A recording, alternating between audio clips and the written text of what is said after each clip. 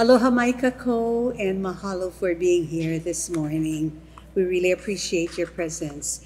We call this press conference because we cannot let one of the most dysfunctional legislative sessions in recent history end without comment from OHA. We are appalled that our 300,000 beneficiaries were deliberately silenced once again by the refusal of the House of Representatives for the second year to even hear or deliberate on OHA's Hakuone bill, or to provide funding to repair a defective bulkhead fronting a public harbor that was the victim of the state's long-standing neglect. OHA sought legislation to build a community for Hawaiians and local families in Kaka that would have included residential housing, related services like daycare for Keiki and Kupuna, parks and open spaces, and a Hawaiian cultural center to bring us together around our shared Hawaiian values of aina, community, and ohana. We regret that under the leadership of Speaker Scott Saiki and some House committee chairs, OHA for the second year was denied a hearing on its proposal in spite of large public support for OHA and its plans. Voters expect the legislative leaders to serve the greater public good by hearing and deliberating on proposals in both houses. And the denial of a hearing by House leadership on OHA's bill, which was heard by the Senate, should not and cannot go unanswered. Advocates don't expect that every bill introduced will be passed in both chambers, but we do expect that a proposal that has been heard in the Senate for 2 years will at least be granted a hearing in the People's House, the House of Representatives. The arbitrary killing of OHA's proposal in the House without even being afforded a hearing after garnering substantial support signals a high watermark of disrespect by the House Speaker and his committee chairs for the will of the people and for OHA's Hawaiian beneficiaries. Through actions such as this, we at OHA believe democracy is being seriously undermined and that all voters should sit up and take notice of it. Our proposal to lift the restrictions on residential housing on our lands in Kaka'ako, the parcels that we call Hakuone, was not even given the basic courtesy of a hearing in the House.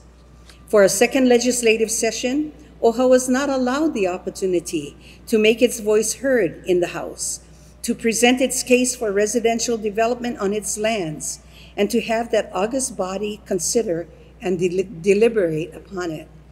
Even so, we expected that funding for the needed repairs to the defective bulkhead and revetment, which is the state's responsibility, would come through.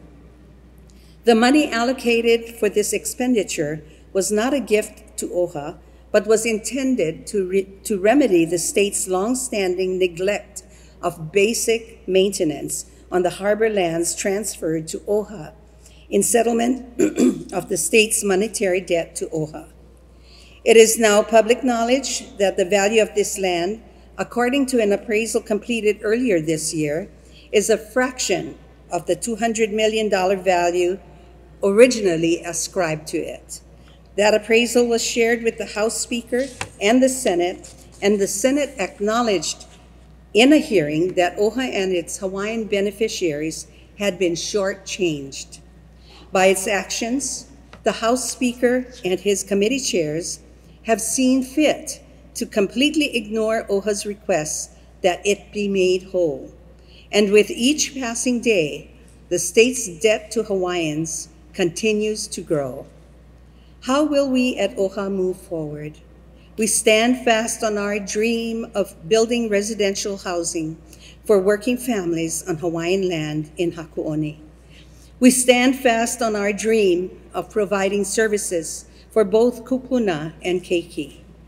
We stand fast on our dream of creating a cultural center and gathering place in celebration of our culture and our traditional ways. And we stand fast on our vision of creating opportunities for business and economic development. we will move forward with what we can now legally accomplish in Hakuone.